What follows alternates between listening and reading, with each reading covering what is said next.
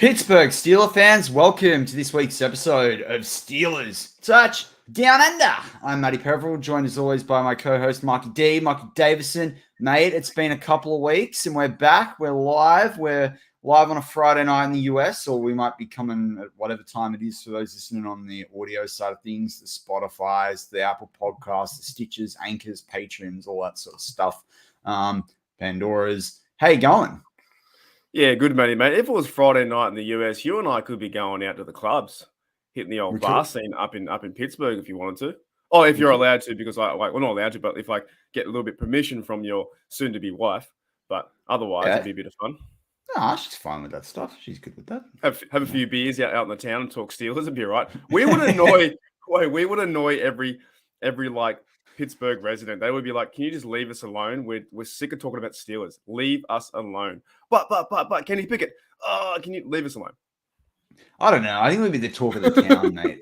Talk of the town, like Aussie accents and all that sort of stuff. But mate, I missed you this week, and Mark didn't know this, but I put a ban on Mark and I talking this week because I wanted to talk about with Mark the draft picks, live reactions. We haven't got to talk about it, and it's good content for you guys. Being hard because we wanted to talk about it. We've actually both had busy weeks, so it was slightly easier than I thought about it. But we like to give you guys the best content, and we know when we throw different things at each other, that's when you get it. I think anyone that's listening back and can recall the pizza podcast would know that number one show from us. So that's when we're doing off the cuff stuff. So look, you've heard a lot of different things about the draft over the last week. We're going to quickly talk about the serious stuff, and then we thought we'd get into a bit more fun stuff, and we definitely want the live chat involved. And the live chat, Daredevil, first one as always. We've got Darkstorm in there, Michael O'Malley, missed you, but I've been catching up with you in the live chat of other shows. Brian Brown. I don't think, Mark, and I know you were doing things for Steeler Nation Oz and contributing for something else during the draft weekend, but I don't think Brian Brown has missed a live show in 2 weeks. I think Brian Brown has been in every single live show. I think he's been there for 2 years. I think incredible. I've always seen Brian Brown's name in there. Maybe it's like Art Rooney II in disguise or something like that. Can you imagine? You never know. You don't know. No one has. Not many people have their YouTube logo, and even if you do, it could be Heinz Ward. We don't know. It could be Troy. Who knows? That's it, man. That's it, man. Speaking of Troy, did you hear Tomlin come out and say that he has similar conversations with Mick Fitzpatrick that he used to have with Troy? I don't know. I saw that this morning. What? Just go out and be yourself and do whatever you want to do? Yeah. What were you thinking when you shut down Pat McAfee? The one time ever that he was going for the 2 points. What were you thinking when you read the snap about 15 times in a row and you jumped over the Titans player? What were you actually thinking when you ran through the line and got? Was it Chris Palmer? He ran through the line before he snapped the ball and was like, tackle. How do you do that? I don't understand how that even happens. It was amazing to watch. The way he played the game was he knew the exact same snap count. He was behind the center, but as the ball was being snapped, it's crazy. He was unbelievable. But that's good to hear for Minka. I think he's going to be in this defense this year anyway, with Terrell now and some of our guys, Highsmith, Jack, and the bringing back the defensive line. I think it's good things this year. Mink has got a good chance to make some splash plays along the way. Yeah, 100%. And I'm really keen for us to be able to talk to that. As the it's weird. We call this the off season. To me, it's like the preseason. I don't like calling it the off season. They're about to start rookie mini camps and all that sort of stuff. And, I think that starts on next weekend, next Friday or something. So that's pretty cool. But look, Mark, we didn't get to talk about the draft, as I said. So we're going to talk about it quickly, and then we're going to talk more about the players and have a bit of fun, as I said, to open the show. I want to ask, before we go and grade, and I want to grade the ABC, I just want to rank the pick in terms of what you liked 1 to 7. But what were your feelings throughout the draft? A lot of anticipation until it happened. Yeah, it's hard when you're doing BTSC stuff or you're doing other content, isn't it? It's I was a bit anticlimactic sometimes. Oh yeah, I was live streaming on my Steeler Nation Oz channel, and that went for 4 hours, and that was great, right? It was good fun, but at the same time, I've always said every year, it's so boring, but I think you have to watch it. Like it can be exciting the first day, but the next few days it's like, oh, who's these guys and what's going to happen? But when I was waiting for the pick for number one, and Malik Willis kept rising up the boards, I thought it was going to be a 100 or 99%. I thought Malik Willis was going to drop there because the media and the Steelers had all hyped him up to drop to number 20, and Pickett was only talked about at the start of the draft, like, conversation, like back in like February or March. And then as Franco Harris read out Pickett's name, I was like, oh my. And I was like, wow, we just got Pickett. But I think I was more convinced by the media that we had to choose Malik Willis, but I'm kind of happy we have chosen now Pickett. And for one reason, I think you and I talked about last week or during a text, the bloke literally has to walk over from one office to the other. He lives in Pittsburgh. He knows Pittsburgh.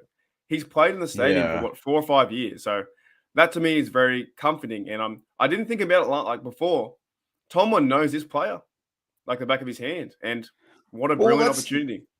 And you hit the nail on the head, and Dave Schofield put something similar on the BTSC Slack channel. And, it's not, crazy unique about, Steelers fans, probably feeling like we had to, pick Malik Willis. I mean, I don't know if anyone that caught the Jeff's Let's Ride on the Friday after the first round, you can hear me. I'm the one in the background going, not Malik, not Malik, not Malik. Now, everyone talks about Jeff saying not Kenny Pickett, and I get why that's topical because we picked Kenny Pickett. But if you actually listen back to that, I'm the one sitting there just going, not Malik, not Malik, not Malik. I didn't want him. I don't think he can make NFL throws. I said that after the Senior Bowl. I thought that beforehand. If you look at, a lot of different stat numbers, he can't throw to the middle of the field. Not to say he won't be able to. He just can't right now. And it's funny with Pickett. I said this, I think it was on War Room, or I said it in a tweet or something like that. I might have even said it to Pittsburgh Owen when he and I were messaging, but I didn't allow myself to, as Dave Schofield say, fall in love with Kenny Pickett. I didn't allow myself to like Kenny Pickett. I didn't allow that last year during the college season, because I just sat down and I thought, even if he has a great year, he's not going to be he's not going to fall to the Steelers. Either they're going to have too late a pick, someone's going to pick him really early. It's even if he has an even better year than what he had, it's not going to happen. But the thing that I loved throughout the whole process of last season was not the numbers that, and by that I mean college season, is not that Kenny Pickett had such a great season. Obviously he did. But early on the season, like in October, I think it was, they interviewed Jim Nagy, who's the head of the Senior Bowl. And they said to him, who are some of the players you're looking forward to seeing in the Senior Bowl? You're starting to send out invites. And he said, one of the first people he labeled was Kenny Pickett. And he said, I'm saying Kenny Pickett because we invited him last year. He was probably anywhere between a third round to a fifth round, maybe end of the second round last year. And he immediately didn't even consider it when we offered it. So he's talking about the October, not in 2021, but the October 2020. And he ignored it. And he said, no, I want to go back. And he said, because apparently he contacted Jim Nagy and he's back and he said, look, where do you think I'm going to be drafted? And when Jim Nagy said, I think this is the, your end of the second or early third through to the fifth. And Kenny Pickett sat there and said, I think I want to go back for another year and get better. And he did that. And he went back and he did exactly what he said he would do. And he did exactly what he said he would do and fix his deep ball. So everyone keeps going, oh, we've drafted a 24-year-old quarterback. Who cares? Tom Brady's 42. Yeah, it doesn't I don't care. Like people develop later.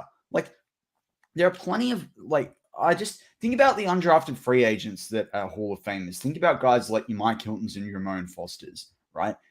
And they haven't necessarily been in the great positions that Pickett's been in. There's no reason he can't develop. We're not talking about a running back who's going to immediately slow down at 30. If a quarterback takes a little bit longer to read a defense, fine. Like Malik Willis can't read the defense right now. He's got to run out of trouble. So for me, like with Pickett, I love the pick because,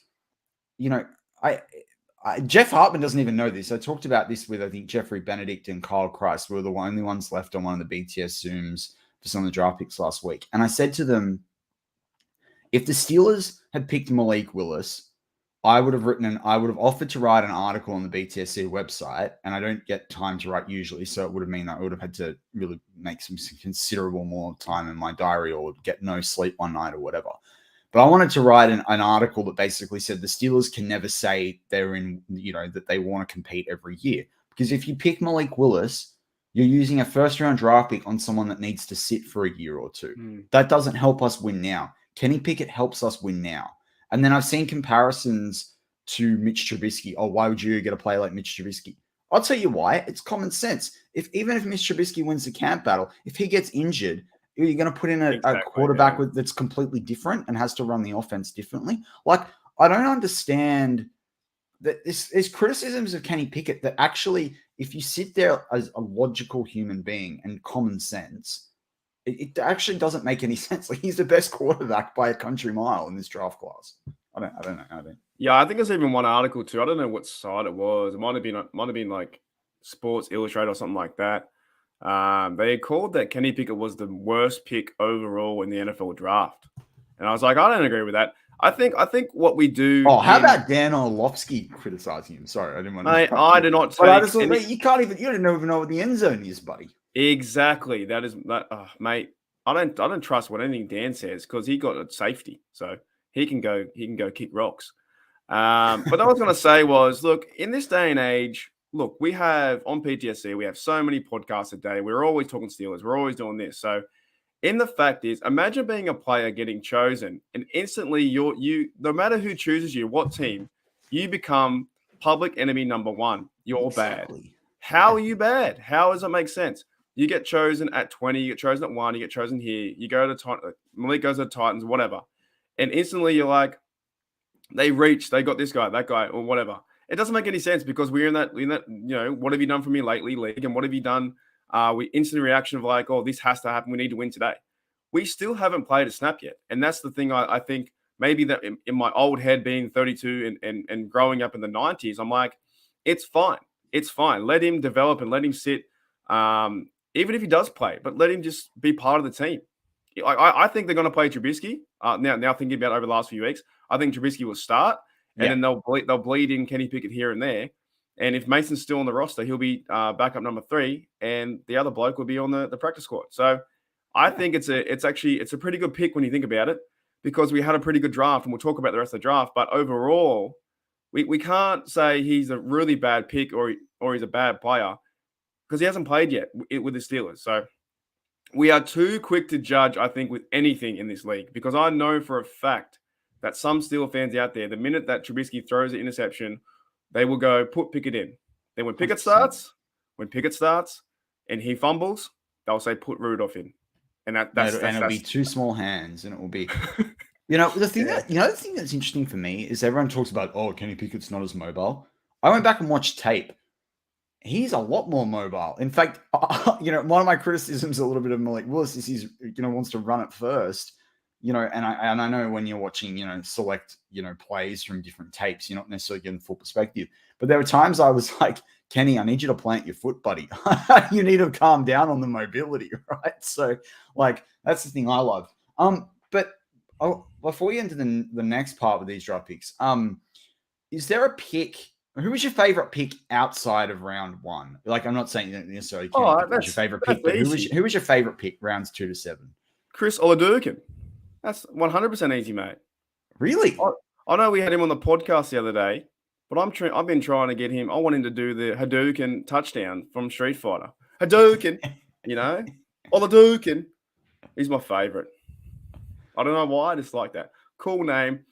No, it's good he's getting a chance. But overall, and seriously, I kind of like the fact that we got Calvin Austin III, to be very honest. I like it because we need speed in this offense. This offense hasn't had speed in a long time, and we need something. And I do know that this year, the Matt Canada offense, if this doesn't work, oh boy, see ya. Because it's not Ben's fault this year. I think... I know, but I think Matt Canada will get 2 years. But look at the offense that they're building for him and the players that he has. I know. The physical nature of these players, a new quarterback. We're giving you everything, or the Steelers are giving Matt Canada everything. So it's your chance to show up and do something with these players. And if that's create different schemes or use Frymouth more or use Najee. So yeah, I like Calvin Austin III, I think, out of everyone, to be honest.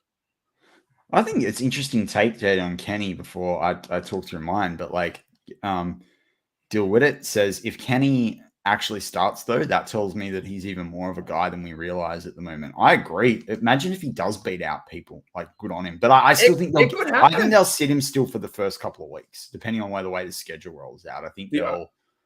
Particularly if you're playing imagine if they're playing the Ravens in the first 3 weeks of the season, they're not rolling Kenny Pickett out for that because they'll want to make sure that the O-line's cohesive. They'll want to make sure the wide receivers are adjusted. Like, that's why I think it's 4 to 6 weeks. And then you've got to think about when's the bye as well. Like, where you got the away, have you got too many away games down the stretch? Like, are you playing, away on Christmas or on Thanksgiving or like that? There's those sorts of nuances. The Steelers don't have to do too much flying across the country, but that comes into it. Like, there's some of those nuances as well. Short weeks as well. Like, you're not going to debut Kenny on the week before a short week. Like, you're not going to do a Sunday and then a Thursday. You're not going to play him the Sunday if you can avoid it, and then play him on the Thursday. And that's where you might see, even if Kenny Pickett in the Steelers' mind is number 2, they start Mason Rudolph instead because it's a lot to ask. So I think that's going to be interesting.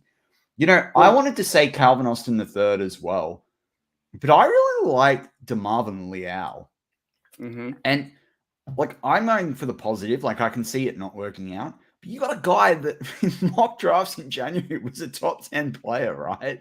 You've got a guy that's, like, flexible. Texas A&M is no shonky defense. And, like, Andrew Walbar, I'm not trying to call him out, but he said to me, I didn't like, the Alabama game, the Texas A&M let them run for heaps of yards. But it's funny. It was either Tomlin or Flores actually pulled it out and said, well, when they were talking about the pick, and I think it was Tomlin. He said during the Alabama game, Leal showed up and was trying to do a lot on a defensive line that was going backwards. And I like the versatility of him. It's like wide receiver. If the Steelers are going to get one position to mold on the defense, it's going to be the defensive line. And then you listen to Jeffrey Benedict's cutting room floor this week, and he talked about the 4-eye, which is what Leal is very good at. I mean, that's a great pick. For me in the third round, we all sat there with Alex Highsmith and we were like, whoa, what a steal in the third round. If Leal comes off, that'll be a bigger steal in the third round. Like, that'll be awesome. So I'd love to see a 3 pick, but everyone's saying it, so I'm going to go the other way. I like the Pickens pick, but I thought I did think he was a realistic pick for the Steelers. I talked about that on War Room. I think most people thought if he was there, the Steelers would get him round 2. So, yeah, I really like that. I do really like, someone asked about the undrafted free agents. I really liked Chris Steele, the cornerback out of USC. He's a physical cornerback in the 6th or the 7th round. I mocked that weeks ago, and I can pull them up if someone that forced me to. So to get him as a UDFA, I liked. There are a lot of guys that I like that we didn't get in the 7th that we missed out on. I think everyone loves Connor Haywood. I was talking about Connor Haywood, in November last year. I didn't just jump on the hype train. I talked about that when Cam went to visit for that Michigan State game, and I looked into him. So, I can call that one. But, I think everyone was reconciled that, if he was there in the 6th or the 7th, the Steelers were going to get him. So I don't think that counts as predicting a pick. But do you know what I did want to say about Leal? If you remember our show the week before the draft, I made the prediction that the Steelers would either draft a player from Penn State or a player from Texas A&M. And I said they were more likely to draft a player from Penn State. Well, they did draft a player from Texas A&M. There you go, mate. You could have fooled me. I can't remember yesterday, mate. So you could have made anything up there and it would have been fine. I want to go back to you. There's a few points I want to jump into. Connor Haywood, I think same kind of thing with a lot of fans might be thinking, oh, why would you go out and get him? He's a fullback. He's a tight end. We don't need him, blah, blah, blah. Bringing in him, I think people forget too, sometimes they're a football player. Now, Connor Haywood is a football player, and I think he's going to go out there and do some good things for the Steelers if it's on special teams. Maybe he might work his way into tight end number 3. And what would happen with Watt? I don't think he will play fullback. I think Watt still has the job. But the reason why I bring up Connor Haywood is because if there's any player that's going to mess around on the team, there is no way that Connor Haywood messes around on the team. You've got your big brother there to guide you in a certain way, to be a true Steeler like Cameron Haywood. And that kind of leadership is going to affect. If you start to teach Connor Haywood that leadership too, do you not think that he's going to tell the other rookies to smarten up as well? Exactly. If you've got Cameron Haywood talking to you and saying, like, doing this, doing that, and yes, there could be sometimes in team sports, like your brother's here, but I think we're all adults, and I think you would treat each other like an adult. You're not going to say, well, your brother's, you're only here because you're your brother. That's really petty stuff, if someone would say that. But I like the fact that I think Cameron Hayward can lead these young men and like his brother and give him a shot. And then he can start to really, if some people are slacking on some of these rookies aren't showing up or doing their best on the field, then he can start to talk about the steal away through Cameron Hayward's perspective as well. So I like that. I like the fact that you bring him there. There's now 4 sets of brothers. It does remind me a bit like our Manly team, how we got I think we've always had brothers in our team. Yeah, we have. Travojeviches, the Stewarts, those blokes. We've always had that mentality of Steel. You need to think about that football side of the Steelers culture, and what better way to bring in another brother. And they said, well, he kind of just fell to us. I think they went up and got they went. And, no, they got him. They picked him early. They wanted to get him right. Like his ranking was 250 to 270 consensus across PF Pro Football Network, Draft Network, NFL.com. He got picked early. It's the same as Derek Watt. There's probably a million other fullbacks you can choose to go out and get, but you go out and get Derek Watt because that's TJ Watt's brother. That to me is saying, well, it's creating that rivalry, it's creating that culture, it's bringing it back, and the Steelers need that. And I really find, and I know I always bring this up, and I do love Big Ben, but we're getting out of the Big Ben era, and now we're moving into maybe just the more of the Steelers team that is focused around the defense, focused around the run, focused around getting back to that smash mouth football, bringing in George Pickens, who's very physical. Now, a reason why I brought up the leadership with Connor too is Pickens. I did see a video of the weekend. There was being very physical, but there was one point I didn't like. He used his water bottle to spray the other person down, and I don't like that stuff at all. So that needs to go out. But these are young fellas. They will all get together. And when you look at the draft, I think it's a pretty good draft because I think we killed the offseason. In my opinion. All right, we smashed. If you rewind to January and you told the Steelers fans this is what you're going to do, Steelers fans, someone would tell you you're an idiot. It's like what Bad pointed out with KT Smith, and he was like, the Steelers got the best free agent quarterback available, didn't overpay for him, and then they got the best quarterback in the draft, didn't trade up for him. Best, most important position in football, ridiculous. I mean, one thing I would say though is Brian Brown brings up just on the Connor Hayward point, man, the Steelers can deny it to the cows come home. You can't convince me Steelers didn't do Cam a solid by picking his brother. They might not have solid by picking him exactly what they did. But you look at the tape, and it goes back to what you were saying there, Mark, about showing the players. He's going to ball out on the practice field. He's going to ball out. And we won't get to see it because of the prioritization of the skills that Connor Hayward has. But he's going to ball out on the practice field in preseason. And then he will make 1 or 2 big plays in some key moments in some games down the stretch. And then people will be like, oh, but if you overdo it with him, it's not going to work. So I think, that's pretty interesting from that perspective. You know what I like too that you mentioned there? Look at the core of players we're getting on offensive top guys. Kenny Pickett, 24. Pat Freiermuth, I think 24. Najee Harris, 24. Right? Now, that's not that old, right? Then you've got George Pickens. Put Deontay one side. Claypool, who knows what he's going to be. Calvin Austin the third. You've got a Connor Hayward. Brian Brown brought up Mateo Durant, the undrafted free agent running back. They bring in McFarland could still potentially be a decent, second or third guy if he can not trip over his feet and stay healthy. There's a core young offense here that we can now pad out. We can focus now, hopefully, if Pickett works. Maybe unless a really good old lineman's there in next year's draft, we can go back and get younger on defense as well in the early rounds, use the middle rounds to, plump up the depth on the offense. But we've got a really young core here. And a young core means a cheap core. And that means we can prioritize, different free agents as they become available, as guys like, Cam Hayward finish up their careers. I mean, I'm now beginning to think too, it's not going to be on the roster, but we can deal with that on another week's show from that perspective.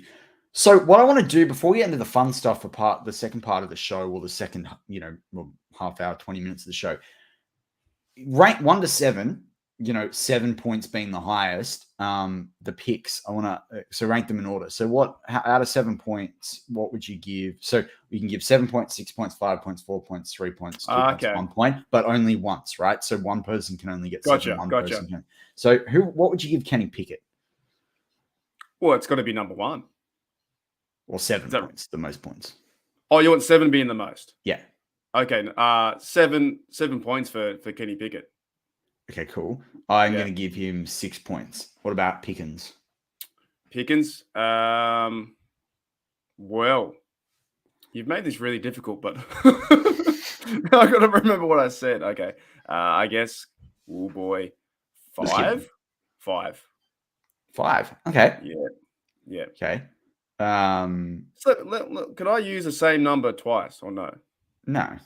Okay. That's why it's ranked I'm not. yeah. Well, then I know what you're doing then. Okay. Yeah. I like Brian Brown. Thank you, Brian. Brian goes, Matty says it like the show hasn't been fun so far. Yeah, we're just going to up the fun. I like that. The fun stuff. Well, hang on. Let me take you back into the live stream studio here, because Michael O'Malley said, "I'm back. What I miss," and then Brian Brown said, "Michael, not much." So what are you saying, Brian Brown? Is it not much, or is it been a fun show? Hey, you can't play two. You can't play both sides of the sword there, Brian Brown. All right. Depends how long Michael O'Malley was gone for. We didn't know. Reginald goes 7-7. Claude Bishop 6.5, 6. Okay, that's cool. All right. I give Pickens. I think that's the 7 for me. I think if he can turn on, I know he's weird, but I really like him. Mark, I've started to design a shirt that I'm going to send you for Pickens, because we can't order any of the Pickens shirts over here. So I've started designing one. You're going to like it. And then, all right, what about DeMarvin Leal?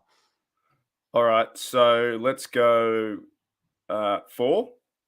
Okay. I think, yeah. I think I agree with you there. I'll go 4 too. In the middle. And then Calvin Austin. 6, because he's going to be one above George Pickens, and then the next one. Who's the next one? Connor. The next one is Connor Hayward. Yeah. What numbers do I have left? Oh boy, 3, 2, and 1. I'm gonna give 2. Ooh, I'm gonna go 3. Yeah. I think that's 3. Mark Robinson, I know nothing about, so 1. Yeah.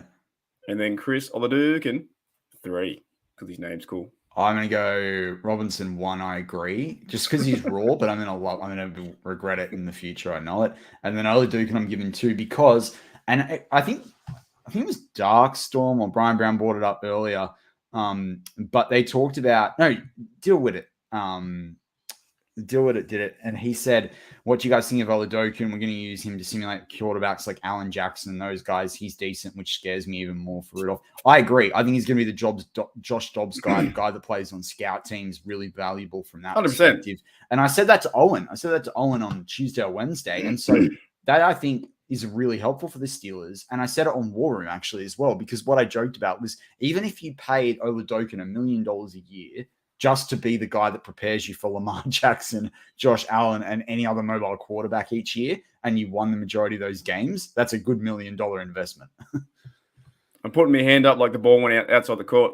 Can I bring up a point here? I've been looking around the old Steelers, some media platforms. I'm not going to name any names. But I did hear through the grapevine that Yins has. No, not Yinzers. They're good lasses. Some other ones. You say off air. Yo, Jesus. Now, I've been looking around a few other things, right? And there was an idea that they say the Steelers won't carry 4 quarterbacks and they may trade Mason. But I want to put it out there, and this is my thoughts on the 7th of May. In my opinion, it'll be Trubisky, Kenny Pickett, Rudolph, and Oladukin will be on the practice squad 100%. These are the 4 guys we have, and that will be it. What do you reckon? So Chris, Oladukin, who are the other 2? Robinson. No, the quarterbacks. The quarterbacks. I'm saying, like, there was I saw like an article somewhere it was saying that the Steelers won't carry 4 quarterbacks. And I think they will, because they always do. Well, I don't think they'll carry 4 on the full season roster. They'll put 1 on the practice squad, and that's what I'm saying. Chris, Chris Oladukin will be on the practice squad for sure. No, I don't think they'll trade Mason. To be honest, I think he'll be there. I think it'll depend on who goes down on another team. Like if Drew Lock goes down for the Seattle Seahawks, who even if they're going to start Geno Smith, what are they going to do there? Like. No, but I just can't see, like, why would the Steelers, if you're going to trade, you've got 2 quarterbacks already, Mitchell Trubisky and Kenny Pickett, who will be the starters, like 1 or 2, right? And if we don't think that Rudolph is going to be starter, why would you trade a backup when you need a backup? I don't understand why you want to get rid of him. Yeah, It doesn't make any sense to me. Like, why he would trade away Rudolph because fans hate him, trade him away. No, you don't. I was saying the other day, right? You know, in Australia, when we eat something, and I can't swear on the podcast, but I'm like, hey, this tastes horrible. Do you want it? It's exactly the same. If you think that Mason Rudolph is bad and you're eating a bad apple, why would you offer that to your friends? Well, NFL franchises are out there competing. They're going to fleece someone. Like, I don't care give about him that. away. I think he'll stay. I don't think.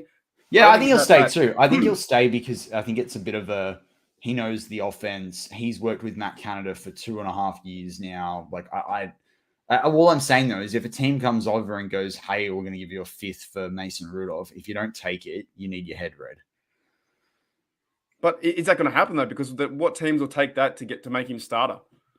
Yeah, but you just got. But we don't know because how many people go down during preseason and I'm more talking like through the off season. And I just think as soon as we drafted the players and Trubisky came in, and I understand that Rudolph may not be the best quarterback, but as like the business standpoint for the Steelers, I think it's silly to get rid of your quarterbacks when you need them on the roster. If Trubisky can't beat out Mason in their eyes, they will trade Trubisky if someone goes down very quickly. That won't even be a question because he's been a backup. And I said that as well during the draft. Alfred agrees with me. Sometimes it's just important having a competent guy holding the clipboard. 100%. I don't think why. And it takes the pressure off Kenny. Like these fellas too, they're competing for the job, but they're also trying to get better as a team. And I know that if Haskins would have been there, and it's such a tragedy that he was there, that he's gone, that if he was there, these 4 fellas would have been vying for number 1, but they want to get better. They were out there working together. It's not like they hate each other. They want to get number 1 and make the team better. And that's what I think anyway. Yeah, I know. I'll back that. All right, well, let's get in the fun stuff, or the funner stuff, or the funnest stuff, or whatever it slightly is. I don't know. Stuff will make you laugh. And we want the live chat to jump in if you want to as well and tell us your things. So I've got 5 questions, Mark, and then you can tack on 2. 5? Got 5 questions. Wow. Yeah, 5 questions. Wow. So these are one player you can name, and you can't. I don't want like multiple players. I want one. All right. Kicking it off. Who is the Steelers draft pick that you would most like to have a beer with? Have a beer with? Well, I don't know any of these guys personally. No. You know what? You know who I'd say? I'd say probably Connor Hayward because Cam would come by too. I like that. Think logically. Yeah. I like that. But then Cam's like, "No, I'm busy." What about yourself? I'm going to go Kenny Pickett because I think it'd be good to test whether Kenny stops at 1. And then I think Kenny would give you a bit of perspective and it might open him up a little bit more because I think he's taken it really seriously, which is a great thing. A couple of interviews he's done, he's really serious. So I'd want to like ease the pressure off and just enjoy a chilled beer with him. Imagine that though, if you had a few brewskis with Pickens before the game and he got dusted, and you're like, oh no, and he just went really bad. He went like 8 for 38 or something. You're like, how is he this bad? And I was like, well, reportedly leaks that he had a beer with Aussie Steeler 91 Matty from Australia. Got a bit of trouble. Took him out on a bender. Yeah. Who would you invite to Christmas lunch or dinner? Oh, hang on. Let me check the draft list here. Christmas lunch or dinner. Like, say, with your family, he's got to talk to Aunt Betty and, Grandma. And okay, I'd probably go, let's go maybe Kenny Pickett because he may be the future franchise. Nothing against all the other fellas, but he's a QB league and he could be the future franchise of the Steelers. So maybe Kenny Pickett comes around my house, have some dinner, and then we chill out and talk Steelers. And then they're like, who's this guy? I'm like, well, he's the quarterback of the Steelers. And they're like, what, from Newcastle? No. Like, not the Dragon? No. The Pittsburgh Steelers. He would be probably the guy to come over. Yeah, nice. I like it. I'm going to go Connor Hayward for that one because I think he's respectful. And so I'm going to swap you on that one. All right. Who would you know how they do those charity boxing fights? Who would you agree to box for a charity boxing fight? All right. To test my manhood, I'm taking on George Pickens. Let's go. All right. Oh, really? Yeah, I'm not going to win. I'm saying to test my manhood. He's out of all of them. he's the one you have to take on. What does Ric Flair say? To be the best, you got to beat the best. It's George Pickens, mate. It looks like an animal out there. So I would it'd either be Chris Oladokun for me, but I like winning, and like I'm probably gonna have to take on Calvin Austin because the reach that I would have over him would actually give me half a shot. Well, I'd have the better reach too, but then he would probably towel me up and I'd still lose. I would lose to all these fellas. Oh, right? We'd both lose, but I just I would lose the minute I step into the ring. I'd be like gassed and I'd be like, and then just get sock one. But I would maybe take on Pickens here and just see what happens. But yeah, I think that was gonna make money for charity or something. If they made like $1 million of charity, I got 10%. Sign me up. I like Alfred. George Pickens is going to be a good answer for every question that can make everything more interesting. Well, Alfred, you don't know what I've got coming next, so we'll see. All right, next question. Who would you hire in an office job? Oh boy, let me have. So you're the CEO of a company. Who are you hiring out of that lot? For an office job. You know what? I kind of want to do George Pickens because I think, like, imagine him standing over the water cooler, like. Yeah, people on the auto side can't see what I was doing. Anyway. The one thing with Pickens is what I probably need to do more research, but that aggressive nature can be honed in. I just don't want it to affect the Steelers with the receivers we had in the past, and we all know who they are, how good they were, and go that route. But he can hold that aggressiveness, and anything like that when you're full of passion, you turn into success. So let's choose Pickens again. Okay. All right. I'm gonna say Mark Robinson. Now, I don't know the guy from a bar of soap, but if you can tell me a guy can adapt like that, and change colleges and settle in and take jobs and try different positions, I think he'll do well in the workplace. He's adaptable. I have to bring this up because Brian Brown says here on my Still on Nation show, I have like myself wearing a nice Hawaiian t-shirt. I like that one. One of my chilling out like thumbnails. He says here, Mark D, you have to meme that picture of Pickens watching his name, watching his name being called next to you in the Hawaiian shirt. I'm gonna figure out how to do that, man, because some of these memes can just roll around the internet, and they are so funny. Shoot me the photo. I've got a meme creator on my computer. I can create one for you. You know the one that Pickens actually where Pickens is watching the draft, right? I sent in our Slack chat what Jeff was talking about it, and you remember the movie, what is it? The Monty Python, the Holy Grail, where they're wearing like what is movies around? Yeah, he looks like he's wearing like the Knights of like what is he wearing? What is that? Like what is that? Is it a helmet? Is it like yeah? Okay, with him on a serious note, if he can hone his physical and aggressiveness to be productive for the Steelers, it's one of the best picks in a long time if he can prove it on the field. If we get in trouble and get flags, I'll be like, oh boy. That's what my fiance said. She's like, I hope there's no AB vibes. The guy's like one head knock away from going nuts. He's very fiery. I saw some of his tape, and I need to maybe go down that route even more to see how he's productive on the field. But the Steelers need that because we lost Juju, so we need that grit and that physicality, and he brings that. Like, who stands like that watching the draft? I don't know, but I made the joke on Zoom. I made the joke on this BTSC Zoom that like he'd just been in a car accident the morning before the draft or whatever. And like, is that the fire? The race car drivers, they've got the fire suit. They wear the same thing. I was like, is that a fireproof suit, right? I don't know. I think in this offense, I think he'll go really well if he can use that physical nature and that aggressiveness to go up and get the football and get first downs and start to get yard after catch. Yeah, 100%. This is a good one. Who would you ask to say your best man speech? Who would I ask to say my best man speech? You know what I'm going to say? Probably Chris Oladokun, because I think we're going to be mates very soon. The moment that Chris Oladokun does Hadouken in the end zone, he'll be like, "Oh, that was Mark D's idea from Australia," and I love that. And he can start selling like Street Fighter shirts with Hadouken, but Oladokun on it. So then we'll be best mates, and then he'll probably invite me over like 2024 or something like that.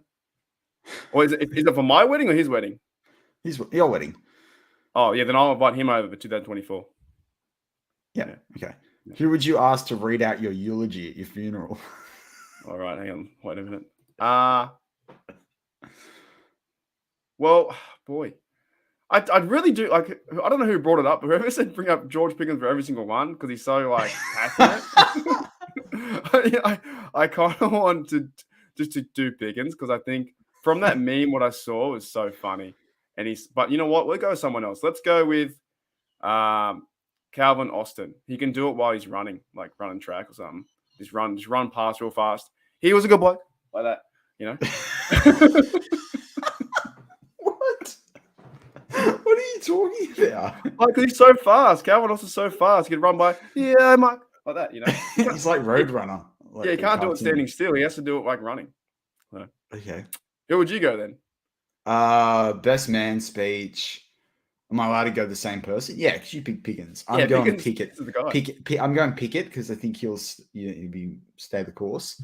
I don't know, eulogy. Probably Calvin Austin. I'd agree. I think you'd get through it. People get bored on that stuff. So, you know. What that's horrible to say at a funeral. Sometimes.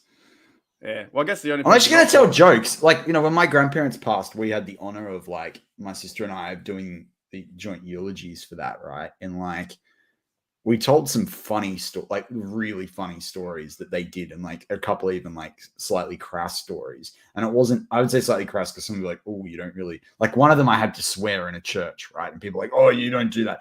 But that's who that's the people they were, behind closed doors, and it's important, all that sort of stuff. So yeah, I gotta know. Sometimes you go listen to these, and some people it's just boring. I've got one for you, but I doubt this works. That's right. That's all my questions. So that's all I've got. It just came to me off the top of my head. What player do you think would, what player in this draft, using I think the NHL is going now with the hockey. Who would be a good hockey player, do you think? Like for the Penguins? Well, I don't. I'll just pick the player I think is the worst at hockey because I don't go for the Penguins. Yeah, you're so weird, dude. You're on a Steelers channel. We're all I'm loyal. I'm loyal. I got taken to a Flyers game first, and therefore I go for the Flyers. And there are lots of Philadelphia hates the Penguins, and it's just like, oh man. It would be easier. My fiance goes to the Penguins, and they do have a cool logo. But you're wearing orange. The Bengals logos, mate. I like the all blue. They've got an all black jersey, and they've got a camo jersey too. All right, what's the answer? What player do you think? Hockey player. Yeah, it's Calvin Austin. That footwork, man, 100%. Yeah, it's true. Zoom around, man. Like, and he can just duck under these big mammoth 6'4" Slovakians or Czechs or whatever. Yeah. Like that's it. Penguins forever. Pittsburgh. Vomit. KT Smith's also a Flyers fan, so I've got some support. All right, I've got one more for you. Okay, you go yours, and then we'll go Owen's question. Who do you think out of these 7 draftees from 2022 would make the best teacher, like overall teacher, like for a high school classroom? DeMarvin Leal. Really? Why is that? Why is that? Because he's a guy that sat there and said, like the draft did me wrong. I'm going to prove everyone wrong. I think he would help uplift. He knows what it's like to be in a top team but still have to grind. And he's not going to be everyone's first pick, but he's going to teach a hard work ethic and an idea of excellence. Yeah, I'm going to go DeMarvin Leal. I have to go back to Pickens. That's why I chose the question. It's funny. I need to look into his stuff now because I just keep thinking that meme in my head. And it's just like, imagine him on the board writing down his name. He's just like, he's calling out names. He's so angry. Like he's full of passion. We definitely need that. All right. Who would you trust to babysit your kids? Let me have a look here.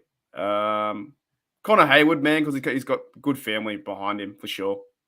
Depends how naughty my kids are. If my kids aren't naughty, I'm picking DeMarvin Leal because if anyone comes near them, he can beat them into oblivion. But otherwise, probably Connor. Only because he understands a good relationship with a brother, like where you respect this, you're respectful, but you still have a bit of fun. So that's why I pick him. Yeah, I reckon same too. For me, it'd be Connor Hayward because of the family the family they have in the Steelers is already cool anyway with Cam. So definitely. Did we miss any questions? Did anyone else in the sure. live chat have a question for us? Oh, it could be anything. It could be for this little segment, or it could be UDFAs, or it could be whatever we like. Just nothing about the Penguins, thanks. Oh, here we go. Alfred. Who would you call if you need to phone? Oh, that's a great question. Who would you call if you need to phone a friend on Who Wants to Be a Millionaire? Who are you calling? Man, I don't know. So like life or death, I need to get this question right to win $1 million. Yeah. Let's go. I guess Pickett. I don't know. I don't know. It's I got have to be no idea. it's got to be a quarterback because no the idea. memory is good with the plays. I kind of think Oladokun, like that great interview that Betts and Wilbar did with Oladokun, he was referencing a lot of different people and further back and remembering things really clearly. Yeah, I'm going to go Pickett. I mean, he's a round one quarterback. Like, he's going to have to test high, and he apparently had a good GPA at Pittsburgh, so I'm going to go Pickett. And it's still, to me, it's like, if you're on the show and he's like a franchise quarterback, he's going to be well known, I guess, over these other fellas in the draft. So they'll be like, oh, Kenny Pickett, franchise quarterback, Pittsburgh Steelers, is going to help you out. You're like, oh, yeah. So, all right. And then final question to wrap up the show. Britsburg Owen says, Matty, which UDFA excites you the most? For me, it's Matteo Durant. Brian Brown brought him up. We talked about him a little bit earlier, and I know you got to struggle with the time zone there, Britsburg Owen.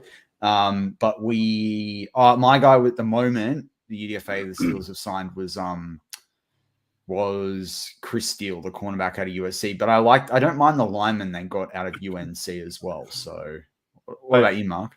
I kind of like how Britsburg Owen asked Matty and not me, because I don't know who these players are. I don't know who the undrafted free agents are. I have no idea. Like, I'm so happy the draft is over and we have players that I can go research now that actually are on the team. I want their numbers. I hate how they got to wait. You got to wait for their numbers. Like, I know they got to wait to be on the squad, but give them a number soon, right? I think it's the next few days. Yeah, but I think with rookies they don't have to. I thought they only had to give the first 4 rounds out before, or be certain on the first 4 rounds. Well, we know that Kenny Pickett's got number 8. Yeah, which I like, and I will be getting a Pickett shirt, not a jersey. Well, I'm tempted. Maybe it's going to be my first white jersey. I don't own a Steelers white jersey. Don't you have a Tommy Maddox, number 8? No. Yeah, see, look, Dave agrees with me. It's just too much. The draft goes on for like since February Super Bowl. It's like, oh, who's going to be next? And it goes on forever. And it's just so time consuming to be like, who are these players? I would rather research the ones we have, right? So yeah, definitely. Oh boy. Have you figured out Brian Brown, final question of this week's show. Have you figured out how Cam Sutton fits into the Steelers starting defense? I don't know if the Steelers have figured that out yet. I think we've got to see what Levi Wallace does through training camp, right? But to me, it's probably slot right now. Like that's what makes the most sense. But it depends what they're going to do with Norwood as well. It's going to depend on injuries. It depends if they look to still bring someone in. Like, the best thing is too is it's a good problem to have, right? Having all these excellent or good. I mean, excellent, good cornerbacks.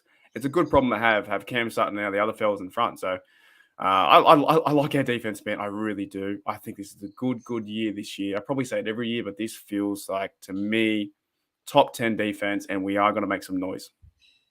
Yeah, 100%. 100%. And I do really like this Matteo Durant pick. I'm going to have a deeper look into him once they get through the series on War Room of all the draft picks, and looking at some of the draft picks that are rivals in the AFC North got as well, and where they can contribute. But with that wraps up this week's Steelers Touch Down Under. I'm Matty Peverell with Marky D as always. Go Steelers.